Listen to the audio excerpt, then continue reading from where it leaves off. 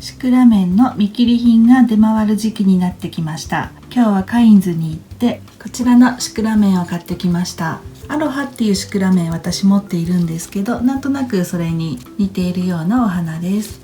お値段は440円でした。アバニコという品種みたいです。鉢が二重になっていて、この紐で底面給水できるようになっているみたいです。底面給水の方が管理が楽なのかもしれないんですけど、ちょっと私あんまり経験がないので、底面給水ではなくて普通の水やりで育てようかなって思っています。葉っぱにも張りがありますし、株元見ても特に病気とかなっていないみたいです。過去動画でもご紹介してるんですが、シクラメンの見切り品買う時には株元をよく見た方がいいです。今日買ってきたこちらのシクラメン、同じ品種がいくつも並んでいたんですけど、株元カビているのも実際ありましたので、来年以降見越して育てるんでしたら、地上部のお花を見るよりもこちらの株元を見て健康そうなものを選ぶのが良いと思います。しばらく楽しめればもうそれでいいっていう場合には地上部重要かなと思うんですけど、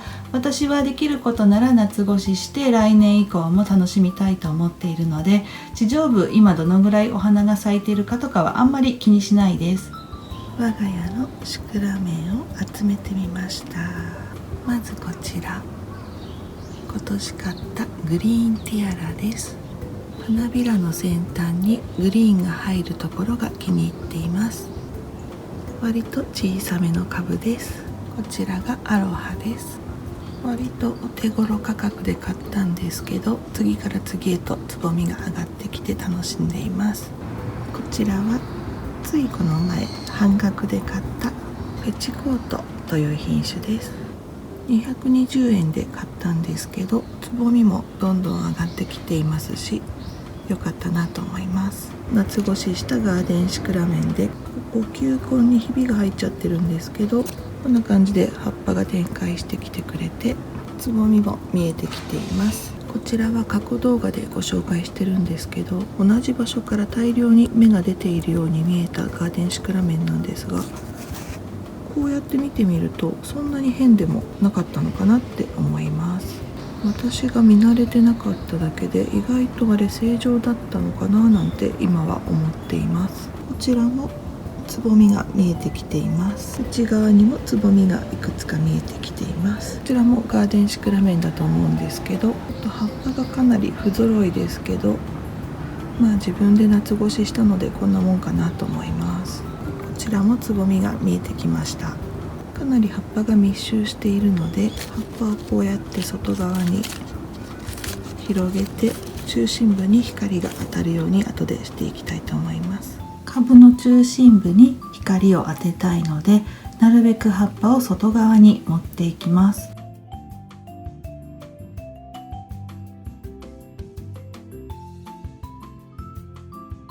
中心部光が当たるようになったかなと思います。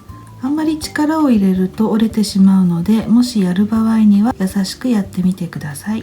こちら葉っぱが大きいので多分鉢花のシクラメンかなと思うんですけど、こんな感じで葉っぱとっても少ないです。ただここ見るとつぼみが見えてきています。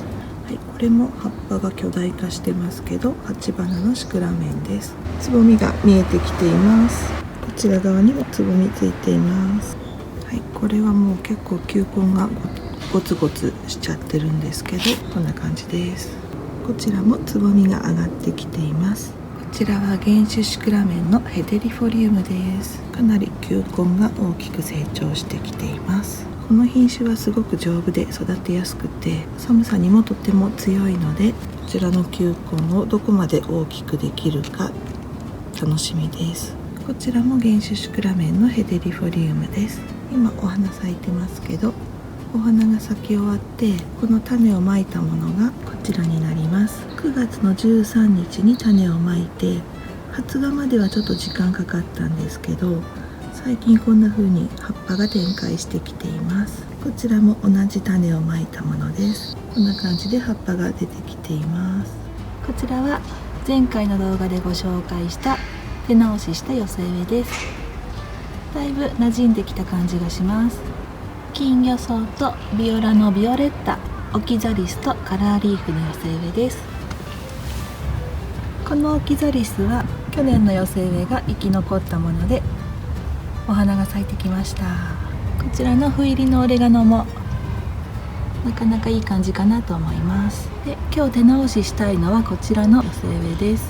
こちらのシクラメンはプチティアラっていう品種なんですが、その後ろに見えている白い小花、こちらのカスミソウのジプシー、これが調子が悪いです。株元見るともうこんな感じで枯れそうなので、これを抜いて他のお花に差し替えしたいと思います。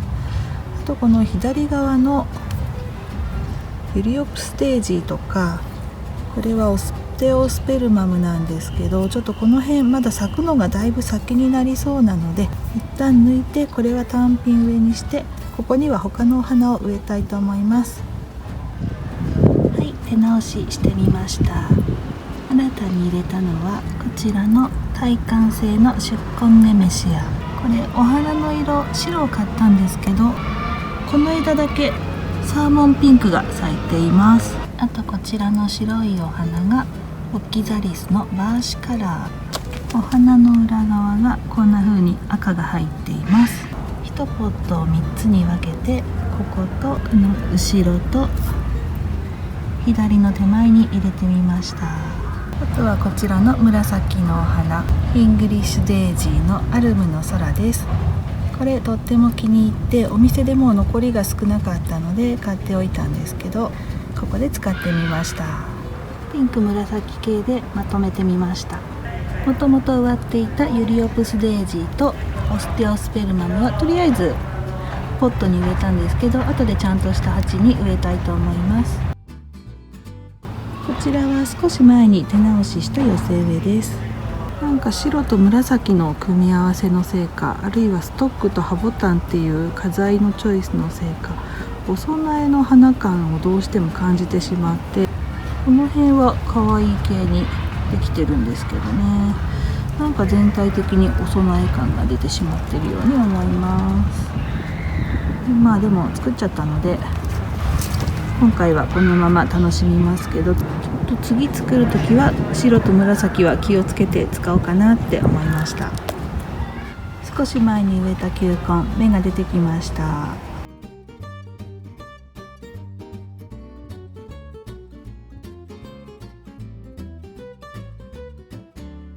水のやり忘れ防止で植えたシレネも元気そうです。ガイラルディアのグレープセンセーション、こちらも順調に育ってつぼみがついてきています。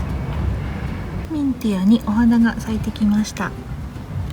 すごく成長もゆっくりで地味な植物かなと思いますけど、こうやって触って香りを嗅ぐととっても爽やかなミントの香りがします。葉っぱもツヤツヤで見ていてすがすがしいです。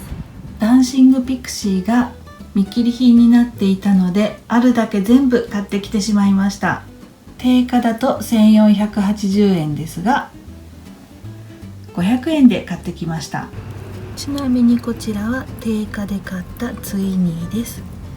すごく花持ちが良くて、ちょっと色が茶色っぽくなっちゃってますけど、買った時からずっとこんな感じで咲いてくれています。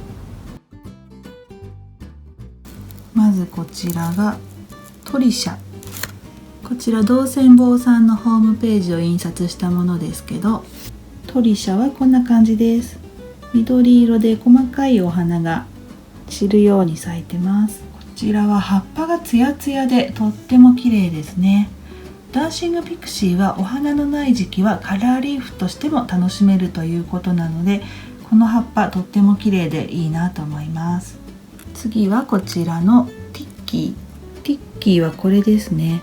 ちょっと小ぶりで白いお花みたいです。現状見るとこんな感じで、多分白いお花がだんだんと緑色に色が変わってきてるのかなと思います。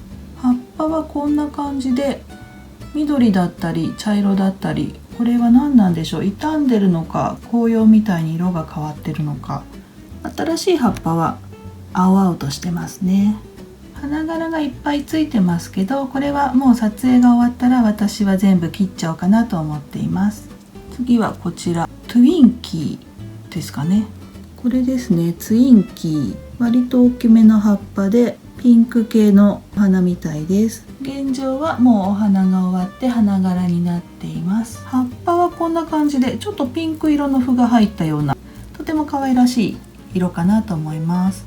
もうこんな姿になっちゃうと知らない人はなかなか手が出ないのかなと思うんですけど、私はこれが値下げになるのを実は待っていました。待った甲斐がありましたね。こちらはタミーはこれですね。小ぶりで赤いお花みたいです。現状はこんな感じです。赤いお花っていうのは分かりますけど、もうすっかり咲き終わって花柄になっています。葉っぱは小ぶりで形がなんかカエルの手みたいで可愛いです。とりあえずこの花柄を取ってお掃除しようと思います。花柄を切りました。花柄を切ると葉っぱの美しさがより引き立ちますね。これなんてすごく微妙な葉っぱの色で綺麗だなと思います。見切り品にはなっていましたけど、傷んでるとかではなくて、ただ単にお花が終わっただけっていう感じで、とってもいいお買い物ができたかなと思います。ダンシングピクシーは乾燥させると良くないということなので、なるべく早く水はけ水持ちの良い用土に植え替えようかなって思っています。